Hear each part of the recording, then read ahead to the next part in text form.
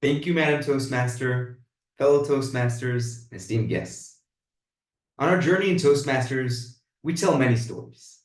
We tell funny stories, we tell sad stories, we tell inspirational stories.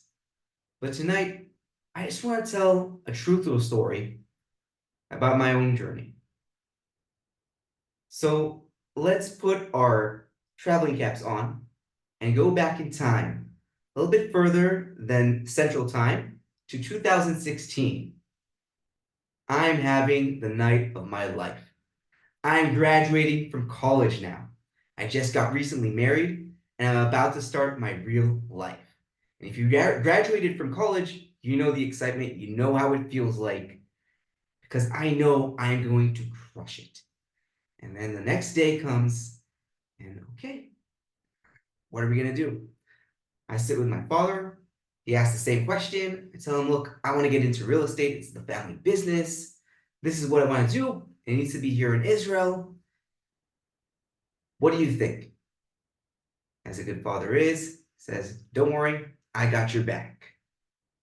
And he says, I know a guy. Awesome. I sit down with this guy. We'll call him Joseph. We'll call him Joseph because that's his name. And I sit with Joseph, and Joseph is amazing. He tells me his history of how he's been in real estate for years. He has a very, very simple process where we buy land from the state auction, we get permits, we build a house, and then we sell. The whole process takes 2 to 3 years. You should double your investment, give or take. But that's not the end of the deal, because me and Joseph are family, or close enough. He will also be my mentor. That's right, I get an opportunity to come every single day and be with this man, learn from everything that he does, meet with everybody he meets, and make money doing so.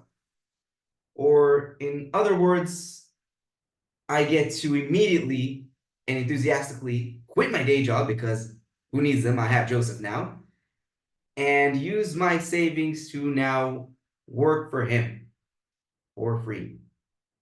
I pay to work for this man so that I can learn and eventually make money. Sure, sounds good. And I start the process. And it goes well. Honestly, I learn a lot, except for the minor little hiccup that 3 years pass and we are nowhere even remotely close to finishing step one of getting the permits. Again, I sit down with my best friend, my father. What do I do? Well, there's an opportunity in the States. I just bought a land. Why don't you move there and try real estate there? I mean, it is the family business. We have all our suppliers, our connections, our bankers. You should try it. It's a once in a lifetime opportunity. I said, wow, really? All right. The States it is. Me and my wife pack everything up, fly to the States. We go to Georgia, and then we go to Florida, and I meet my uncle. Listen, forget Israel. Here, I'm going to be your mentor, all right? Sit with me, listen to everything I say, learn from me, meet the people I meet with. What we do is very, very simple. We buy land, we get a permit, and then we build a house, and we sell it for a profit. You're going to double your money, but not like in Israel, no. Here in Florida, you're going to do it in 1 year. I said, okay, a little bit skeptical, given my previous experience, but let's do it. And I again listen to everything that my uncle says, and my friends say, and my family says. All the while, I forget to listen to someone else who is very, very important. A year goes by, I begin to be depressed, and I understand that being there just isn't for me. Neither is it for my wife. We move to Israel. What am I to do? Now, mind you, COVID just started at this time, and I decided I'm going to try something else. But wait, my father has an idea. A startup.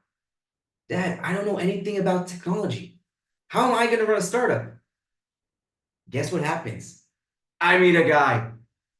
It's like from the stars aligning, I have a new mentor, and he's going to teach me everything there is to know about the startup world, how to raise money, how to get clients, how to sell, how to build.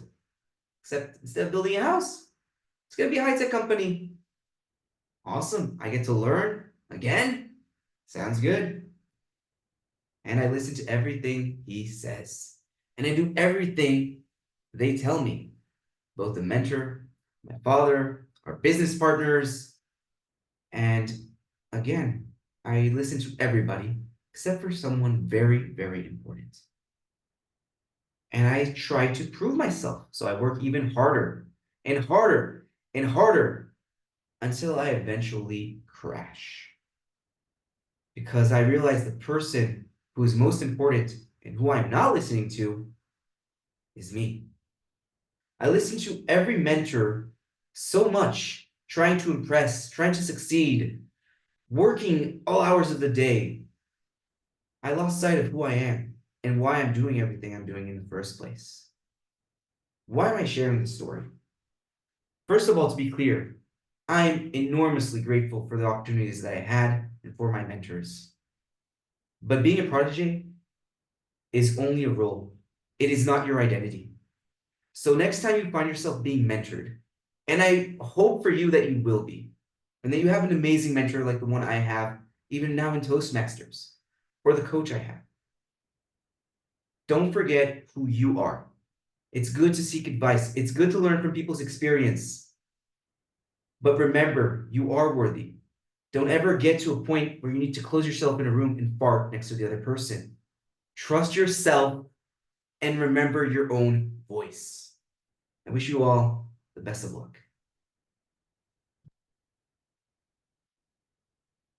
Amazing speech, Benron.